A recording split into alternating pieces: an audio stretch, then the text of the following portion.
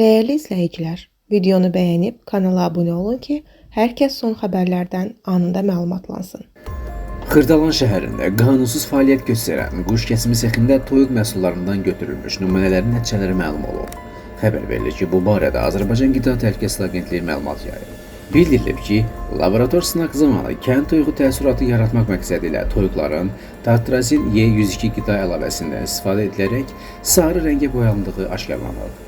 Tartrazin Y102 dərman və kosmetik vasitələrdə, eləcə də bəzi qida məhsullarında istifadə olunan sintetik sarı boyadır. İnsanlarda həssaslıq və allergiya kimi yan təsirlərə malikdir.